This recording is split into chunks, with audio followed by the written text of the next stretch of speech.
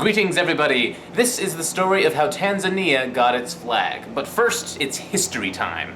Let's start in the 19th century, when Zanzibar was part of Oman. That's right, Oman stretched all the way down there at one point. And in 1861, Zanzibar became its own independent sultanate. They weren't under the Sultan of Oman anymore, they had their own Zanzibar Sultan.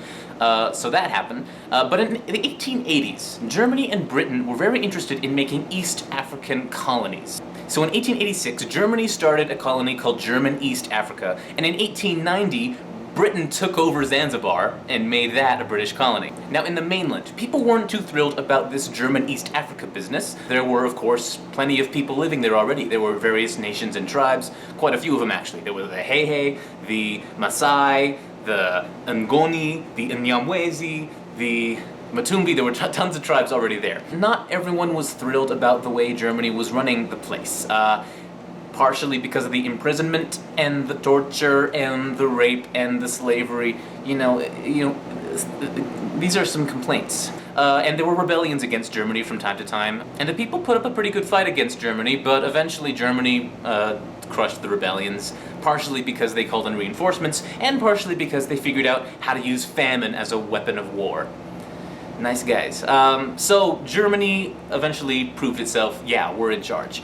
But it didn't stay that way for long, because then World War I happened. And as you probably know, Germany was not on the winning side of World War I. They were on the losing side, and the League of Nations, after World War I, decided Germany shouldn't get to keep its African colonies. So in 1919, the League of Nations gave Britain control of German East Africa. So they had to rename it, of course, but they couldn't name it British East Africa because that was already the name of a colony next door they had.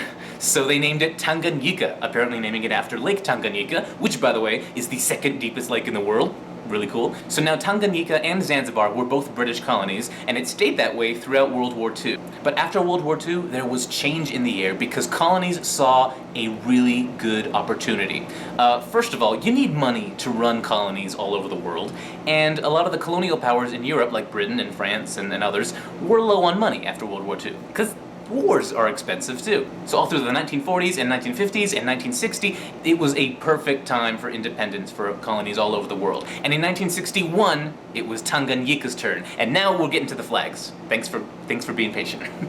This was the flag of the TANU, the Tanganyika African National Union, which was the major pro-independence political party of Tanganyika in 1961. So when Tanganyika became its own country, they based the national flag off of the TANU flag. They just added a little bit of gold. So this was the new flag of the new country of Tanganyika in 1961. The green represented the land, the black represented the people, and the little gold stripes represented the mineral resources. But don't forget the British colony of Zanzibar. They got their turn for independence in 1963, 2 years later. The British gave control back to the Sultanate. However, this new Sultanate didn't last much more than a month, because people were tired of the Sultan and his elite, and there was a lot of ethnic tension as well. Now this was the flag of the Afro-Shirazi Party, the political party that was behind a revolution that took place a month after independence from Britain. They overthrew the Sultanate and established a republic instead in Zanzibar, because people were tired of the Sultanate. So the Afro-Shirazi Party's flag was the basis for the new national flag of Zanzibar. They just removed the hoe from the center. The green represents land, black represents the people, and the blue represents the sea. And in fact, there was another flag that was used at this time. I don't know if it was ever used as the national flag, but it has been reported in vexillological records. So there's a chance that less than 2 months after independence, Zanzibar went through 3 flags. Yeah, 1964 was exciting for Zanzibar. So, it's 1964, 2 brand new countries right next to each other, Tanganyika and Zanzibar, each with their own brand new flag. And I think you can see where this is going.